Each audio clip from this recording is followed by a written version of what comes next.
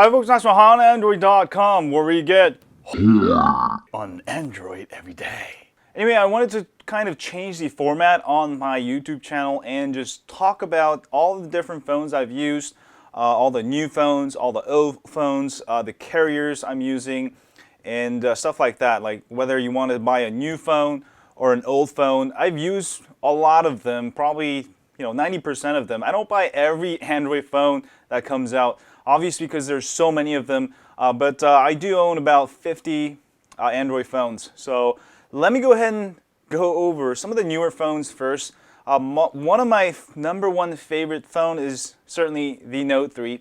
I like it because I like big phones. And Samsung is the first one who came out with the big phone series, starting with the Galaxy Note. And everybody's kind of copying and catching up. I like the LG G3 is sort of a phablet. So I really love phablet phones, and Note 3 is definitely one phone. If I had to choose one phone, Note 3 or the upcoming Note 4. Now, what's good about the Note 3? Number one thing I can say about the Note 3, why you should get it, it has the longest battery life. HTC One, Galaxy S5, all the other phones, even the new OnePlus One, they cannot beat the battery life on the Note 3. It has the biggest battery life. And if you tweak it a little bit, you can even get like 2-3 days out of it. Also, the removable back cover makes it pretty awesome because then you can carry a couple extra batteries, which you can get on Amazon for like 10-20 bucks these days, and go for like a whole week camping and never run out of battery. So that's number one thing I like about it. And of course, the S Pen is awesome. If you like drawing notes, if you're like a CEO at a company, a president, whatever, then this is definitely the phone for you. I'm sure you jot down a lot of ideas if you're a business person, entrepreneur, artist. Definitely this is the one to go with, as it also has 1024 points. Is it pressure sensitive? So you can draw stuff. I mean, this is the best smartphone in the world. In my opinion, as far as features, the number of things you can do.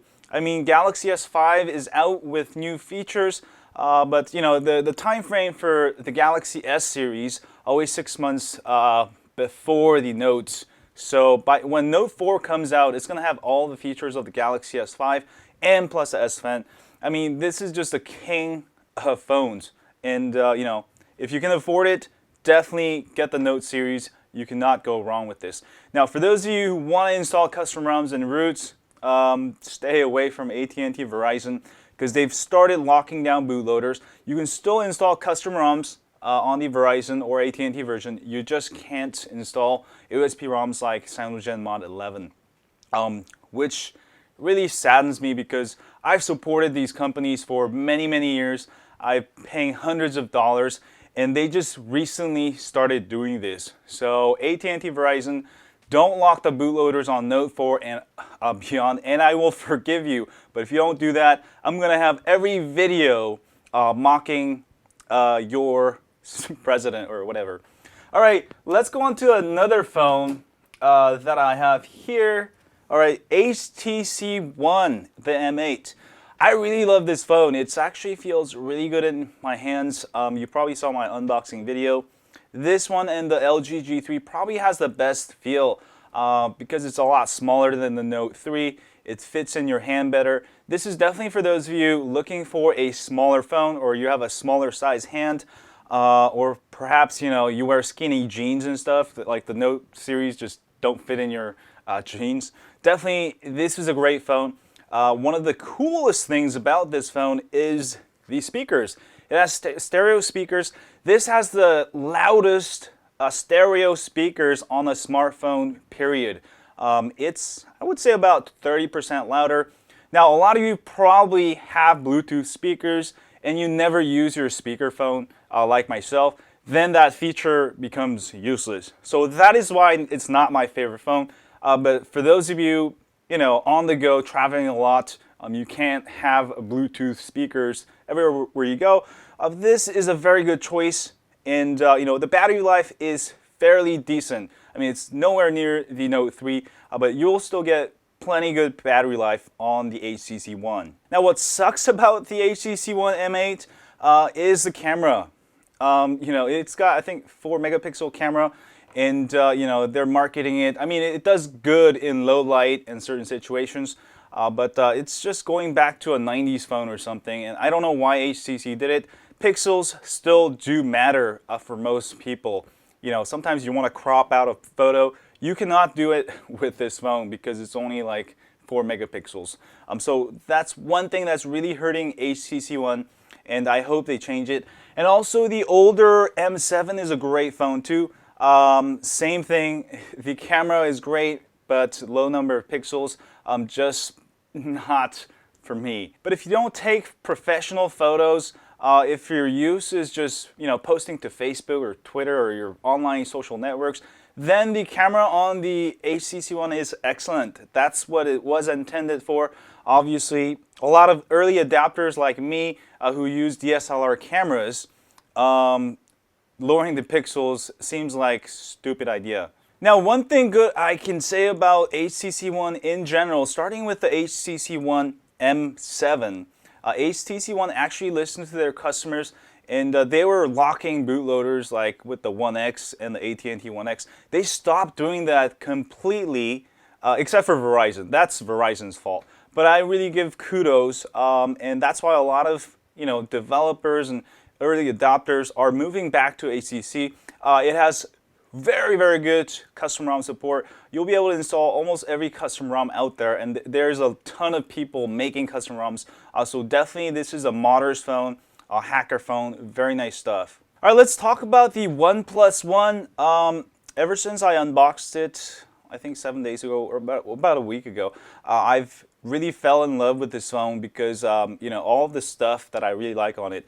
The number one thing, the screen size, I really like it because it's easy to see websites, and I'm very nearsighted. I have really bad eyes, so everything looks smaller than normal people with 20/20 vision. That's one thing, and also easier to type.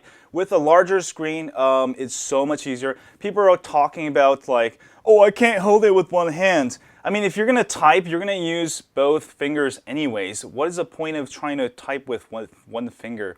Unless you're a pizza delivery guy or something, and you need to use your phone while you drive. Okay, maybe that could be one area I could see. And you shouldn't be texting while driving anyways. But very good stuff. You get the latest 801 processor that's on the LG G3 S5.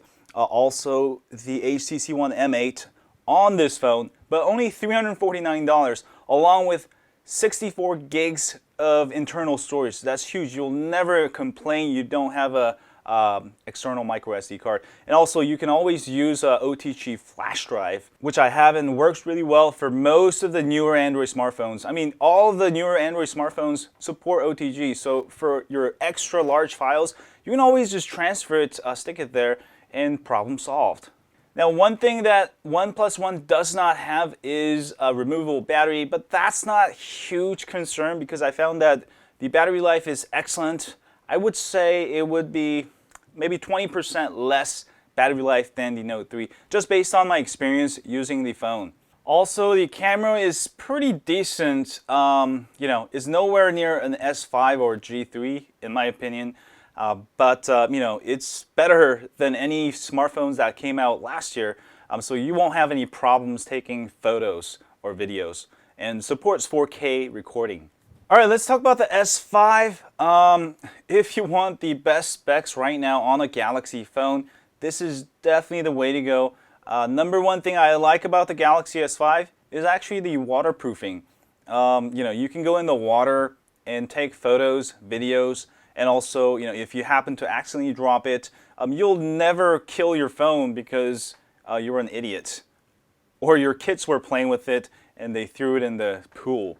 And I'm sure many of you give your phones to your kids as temporary babysitters. And definitely, if you're one of those people, Galaxy S5 is one of the phones that you can get. Also, the Xperias are waterproof. But I don't really like Xperias that much ever since they sent me a cease and desist letter. That's the last time I actually sold my Xperia Z Ultra. The S5 comes with a ton of features. This has more features than you can imagine. This is for those of you who want to exploit the technology on your phone. You want a fingerprint scanner, you want some air view, you want all of the latest shabam features, a smart remote, remote control, all that stuff. Definitely, this is a phone to get, and I like it. Just I like the bigger screen phone, so that's why I don't use it much.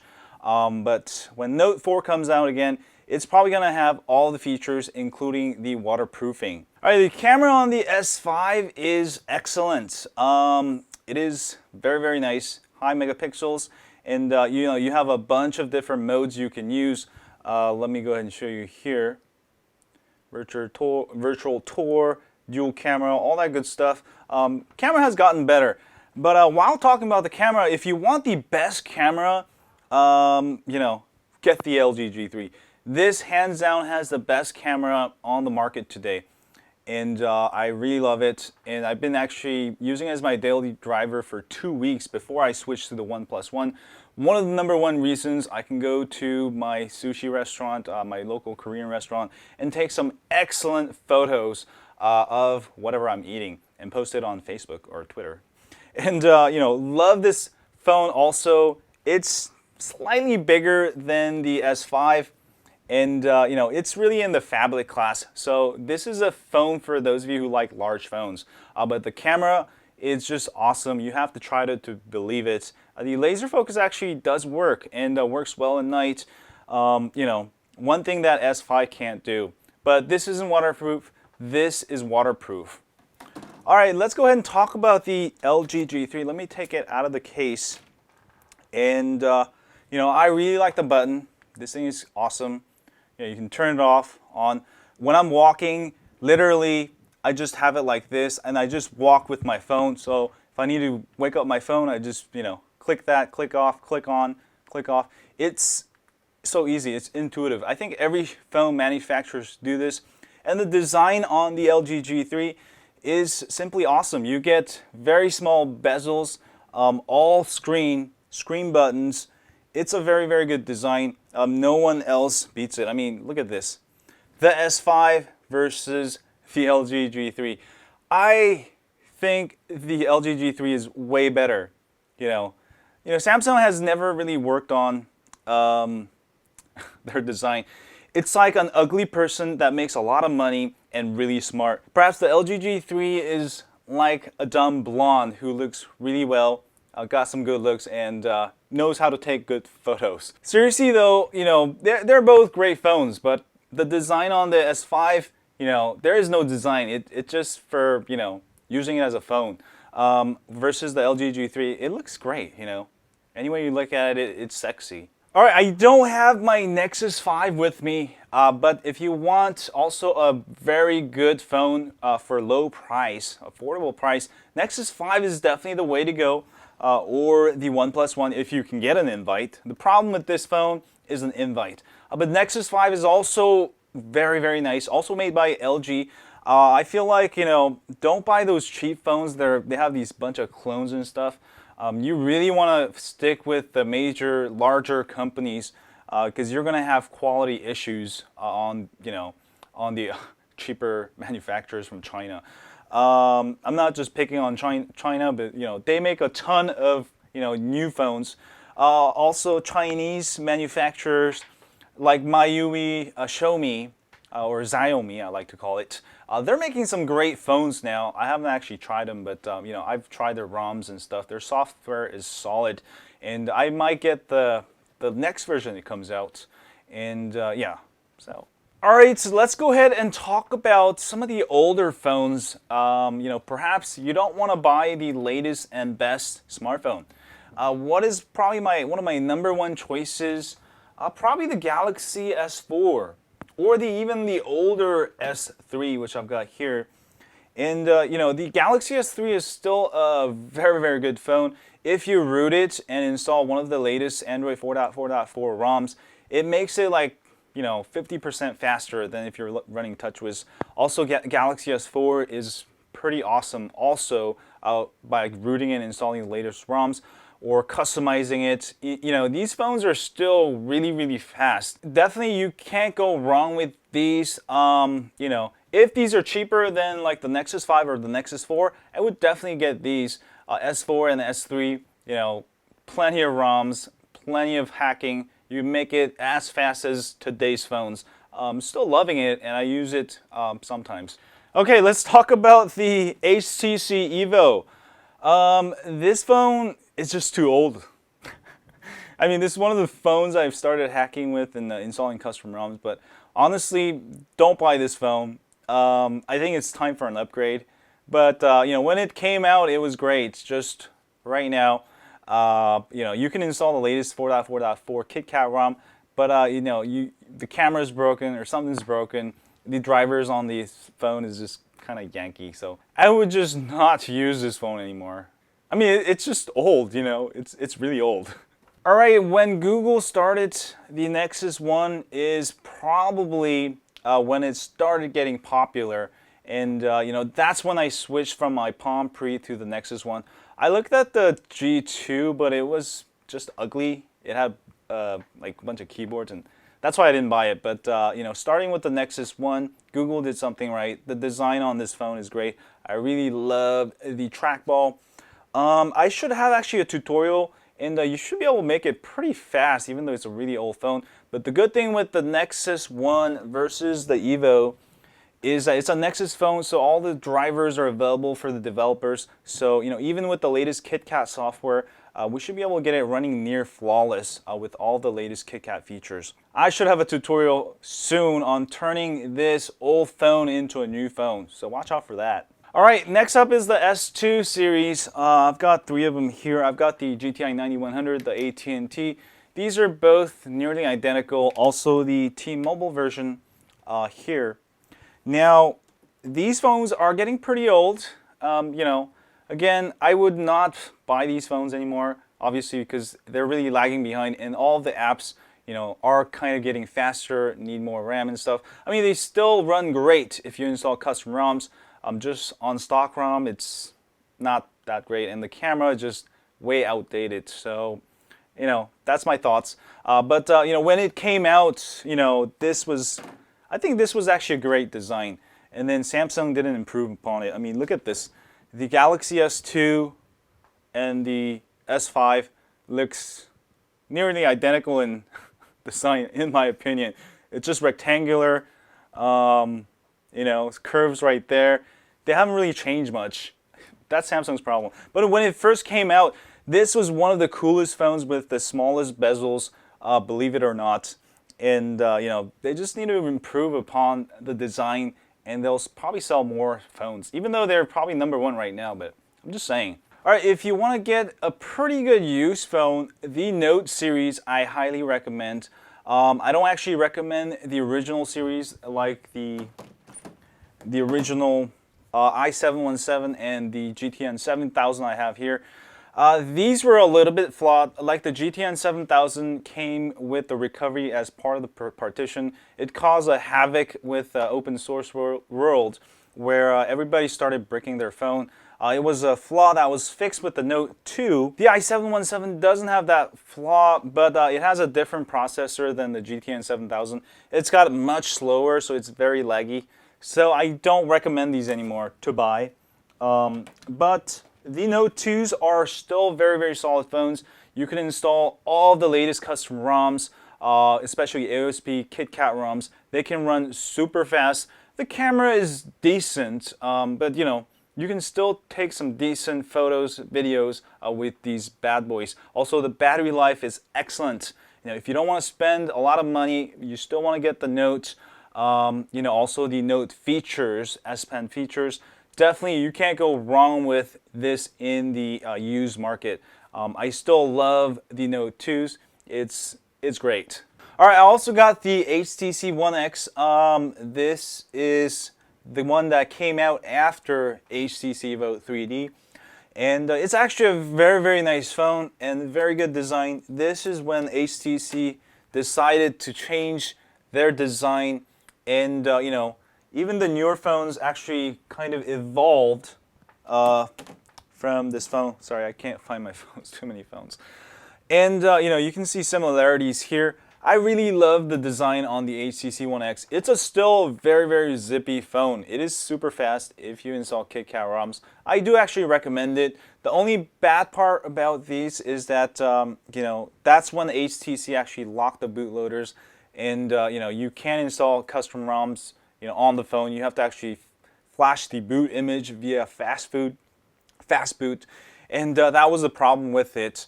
But you can still install custom ROMs, and I should have a tutorial on how to get S off for all the HTC phones soon, as there's more methods for getting S off.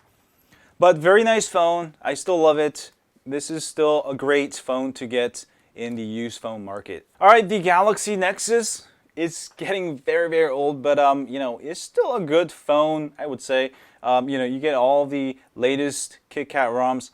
I think you can go on the used market, pick up one of these for really, really cheap. So, if you want a hackable phone that won't cost you much, these are still great options. And also, I do have a site, for it.